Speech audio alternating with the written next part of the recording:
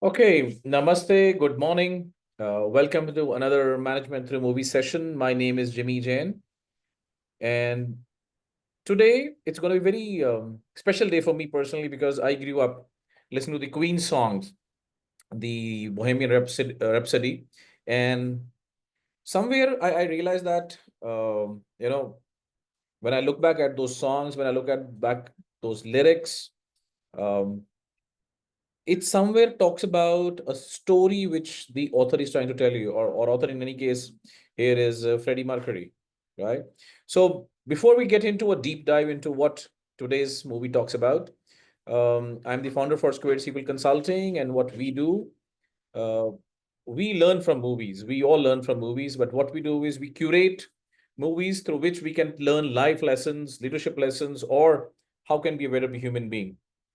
The entire recording for this session will also be made available on our YouTube channel by the name Jimmy Jain. You can always refer to that recording there as well. Welcome, all of you. Thank you for taking time out on a Sunday morning to be with us. And without much ado, let's start the session. Let me start sharing my screen with you. And here's the screen. Now, one disclaimer before I begin that we do not review the movies. The agenda is we'll share the storyline with you. We'll share our point of view, our perspective, our learnings from the movie. Now, that doesn't mean that they are the only learnings. So, what probably I would encourage to each one of you is look at our POV and explore your own as well. Okay. Again, another disclaimer: we do not recommend whether you should watch or not. This is absolutely your call. Now, if you see the movie is actually a biographical film about Freddie Mercury, the lead singer of the British rock band called Queen. It's directed by Brian Singer, and the producer is Graham King, and the Queen's manager, Jim Beach himself. Now, Queen members Brian May and Roger Taylor served as consultant to this entire storyline, and the film follows the singer's life from the formation of a band up to their 1985 Live Aid performance at the original Wembley Stadium. Till date, it is called the greatest concert ever on this planet. That was a kind of impact which Queen had, especially in the 1985 Live Aid performance. And I'm sure some of you here are also Queen fans. You also grew up, you also listen to the Queen songs. I still do it. Now, this is a little sneak peek into the cast. So we have Mary Austin, Brian May, Roger Taylor, Freddie Mercury, John, Jim, and John Reed. Now, these were the various characters played by the actors, and the entire story revolves around them. But having said so, it's Freddie Mercury's story more than anybody else's. Now, Freddie Mercury was now he was born as Farooq Balsara. Um, he was born in the Parsi Indian parents. He was born in 1946, and he wrote his own songs, who achieved global fame as the lead vocalist and pianist for the rock band Queen. Now, after he was born in Zanzibar, um, he came to India to study, and he was studying in a place called Panchgani. Now, he formed the Queen in the year 1970, sorry, with the guitarist Brian May and the drummer Georgia Taylor.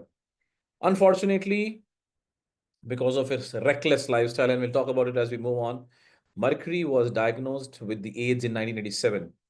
He continued to record with the Queen and was posthumously featured on their final album, Made in Heaven, in 1995. And now look at this interesting part. In 1991, the day he publicly announced that he has got AIDS, he's announced his disease, um, he died from the complications within the next 24 hours at the age of 45.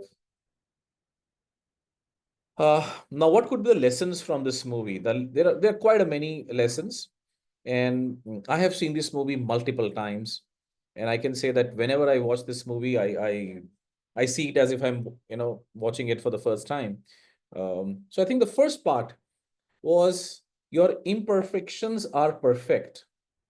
Now he was born, he had a pronounced overbite, a result of having an extra teeth in the back of his mouth, and which is a dental anomaly.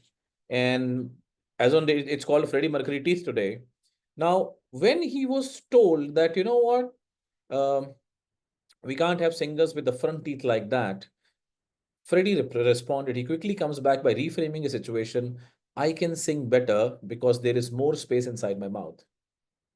I will be able to operate on a different octave, which means sometimes we look at our imperfections and we think that we are imperfect.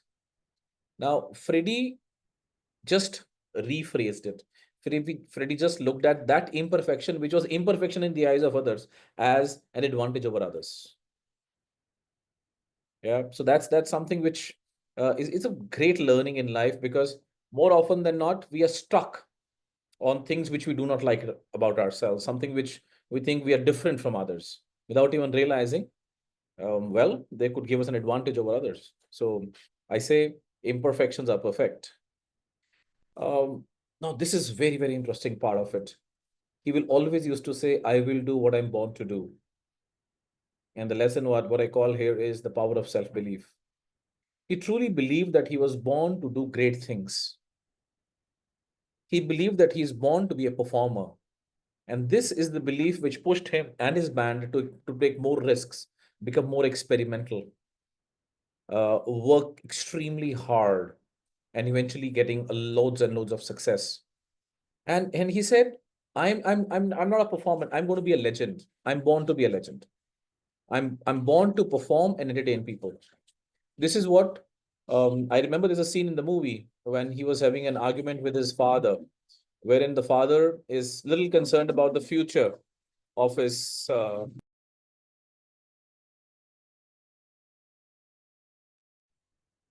The father is concerned about the future of his son, and they were having a little talk, wherein he said, "While whatever you're doing is fine, father, but for me, this is not what I want to do. Because I'm born to perform and entertain people." That shows me the power of character and the power of self belief of what I want to do and what am I doing. The question comes here is, how many of us actually carry that self belief? How many of us got swayed by things or circumstances which are not suiting us, or something which are against us? How many of us stay true to our own self belief? That's a question which I would want you to ask yourself. Now, this is very interesting. The next lesson which I would say is, you know, at the peak of the band's success, um, he breaks off and he goes solo. He breaks off from the Queen band and he goes solo. He gets tons and tons of money for that, about $4 million. And he quickly realized that um, the team he was working with, he went to Munich and he made some great music, but he said that whatever I tell my team, they just do it. And I don't like it, because the band members at Queen would question each other. Why are they doing what they're doing? How this can become better? You can actually see that in the trailer as well. That you have to pronounce Galileo in one of the songs. So this fellow is asking, how many more times you want us to say Galileo? And he said, till the time it becomes perfect. Right? Now, what typically happens is, if we have yes men in our teams, when you work with people, if they agree with everything what you're saying, well, it's a, I would say, it's a red alert. It's a red flag. If you are the smartest person in the room, then you're not in the right room. You should have people, who can question and share their POV without any fear.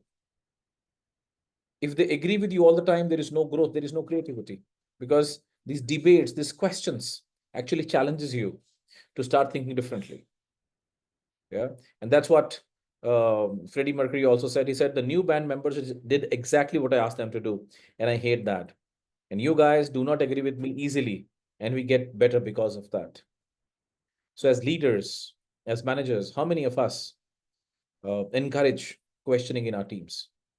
How many of us create an environment which is devoid of fear, uh, wherein people can just ask questions? Yeah. The next one is, well, you need to manage your success because nothing fails like success. Now, this is a big, big lesson um, for all of us. When Queen got loads of success, especially Freddie Mercury got loads of success, his lifestyle became absolutely reckless. Um, he became, he realized that his sexuality is not what he's thinking. Um, he announced his sexuality being a gay, and he, became a member of the gay clubs. Now, the whole idea was whatever he had built, um, he was not. People around him were telling him that what you're doing is not right, but he was not listening to them. So when we say that, the success can go into your head, probably that happened. And as it is said, nothing fails like success. The question is, how do we stay grounded when we are successful? How do we ensure that uh, we stay humble? Humility is a great virtue to have, especially when you're successful. Yeah. So that's something, another thing which I would want uh, people who are watching this video to think through. And now this is another interesting lesson. Uh, when Freddie Mercury realized that when he walked off from the band and wanted to go solo, and even though he got lots of money, he realized that he was not enjoying his work. He came back to the band. He called all of them. They were kind enough to meet together. And he immediately said, you know what, guys, I'm so sorry. I've goofed up, right? What he actually asked the band, there's a scene in the movie which said, tell me, how do you want me to say sorry so that we all can start playing together? So when you realize that you have made a mistake, own it up. Take that first step, mend that relationship. If the relationship is important to you, take that first step. Say sorry, shun your ego. Because more often than not, we don't take that first step, thinking the other person should take that next step, so on and so forth. So this is something which is extremely, extremely important. If the relationship is important to you, it's not about your ego. It's about the care. It's about the other person. It's not about you anymore. It's about us. How do we do what we wish to do together? Yeah. Now, this is something which is another interesting lesson. You must be selfish before you can be selfless. Now, I always go back to that announcement which is there in the aeroplanes, that before you put on your oxygen, before you help others, please put on your oxygen mask. Now, it's so true. You cannot help others till the time you are healthy. Freddie was told to love himself first before he should look for relationships. You always look for relationships, right? And remember, you can never build selfless relationship until you have taken care of yourself first. How many of us do that? How many of us end up living our lives for others in and we also keep on giving ourselves an excuse, you know what, I have to take care of this, I have to take care of them, I have to take care of him, I have to take care of her, so on and so forth, without even realizing, when I am not there, how will I take care of others? So what typically people say these days, self-love or me time. Please take care of yourself if you want to take care of your others. And there's no shame in it. Earlier, the mindset was people used to say you are selfish, you are focusing only on yourself. Now, please understand, unless otherwise you are healthy, unless otherwise you're good, you can't do good for others. Right? In fact, another important part I want to talk about here is if you see the lyrics of each of those songs, the most popular album of theirs, on which the movie is also named Bohemian Rhapsody. If you see the lyrics of that, somewhere it talks about the story of Freddie Mercury himself. You know, now before I moved in here, let me just stop sharing the screen, talk about some of the lyrics. So if you see that song, Mama, I just shot a man, took a pistol. Now, I have seen that when people, uh, artists, find creative ways to express themselves, their thoughts. Now, he probably could not walk up to the world at that point of time to talk about that, look, he's gay. So, somewhere through his song, probably, now that's what I feel. A lot of people also feel like that. There are a lot of articles on the internet on that. He was expressing his sexuality through that songs. That look, I have killed the man who was inside me. Now this is a new one, right? Plus, then there is another song called another one bites the dust. I- when one person was going away, one of the team band members left them, and that's where the song comes in. Another one bites the dust. There's another song, I want to break free because there are too many restrictions. Probably he felt society has put on to him. Then there's another solo song which he sang was "Living on My Own." I'm so tired living on my own. Now, to me, each of the lyrics is a story in itself, wherein Freddie Mercury is directly communicating his inner feelings through lyrics. And that's something which I felt in almost all the songs. I mean, look at one of the most popular ones, which we also play in the drum circle, We Will Rock You. We talk about design thinking and co-creating the experience for the users. How do we empathize with the users? I think Freddie Mercury mastered it. He used to ensure that his audience is with him. Now, see the magic of that one song. There's so many others though, but if I talk about We Will Rock You, he ensured that everybody is tapping. He ensured that everybody is clapping. He ensured that everybody is singing, which means he actually made the users, the consumers of his music, a part of creation. And when people become like that, you are bound to be a legend. You are bound to be a legend. Yeah. I mean, as I said, I can go on and on, but this is something which probably I will take a pause. And let me check um, any thoughts, comments, questions, any point of view you people want to share. Yes, absolutely. When I see the chat, Ritik Roshan is also there with an extra thumb. Bhagwat Chandrasekhar's bowling yes. You have to be selfish before you become selfless. Absolutely. Absolutely. Particularly the one that you have to be selfish before you become selfless. That is something which I agree to it, Yeah, 100%. it is. It is. It is extremely critical. Yeah. Nice. Good. Thanks for sharing that, Arvindji. Cool. So if there are no questions, it's almost 25 minutes. We'll probably close the session. I would like to thank each one of you. Prashant, you want to add something? I see you on camera. I can't hear you, sir.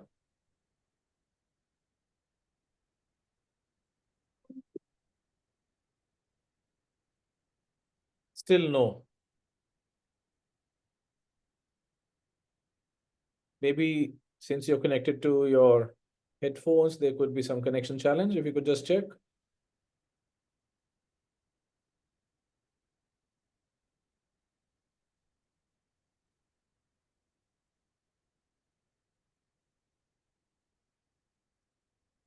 Okay, so you are there on the chat. So I'll just weakness coming to strengths takeaway. Yes, yes, yes. Absolutely, absolutely. That imperfection is a is perfection. That's my also when I was analyzing, creating this presentation, I was figuring out, and that was a big learning for me as well. And as I said, maybe I was looking at it from a very biased point of view. I'm a big fan of Queen, but having said so, yes, Freddie Mercury, in my point of view, is a legend. Will live forever. The most interesting part is if you see the logo of the Queen, it was also designed by Freddie Mercury. It is the sun signs of all the four band members, right, coming together. Right. Nice, interesting. I mean, I think we should have one more session on this. Thank you. Thank you so much, everybody. Thank you, Afrin, for putting this up. I really appreciate it. Thank you, all of you who joined us. And thank you to all the people who are listening to this video as well. Um, do share with us your point of view in the chat. We'll be more than happy. And thank you. Namaste. All the best. We'll come Thank back you, with a new video. everyone. Thanks.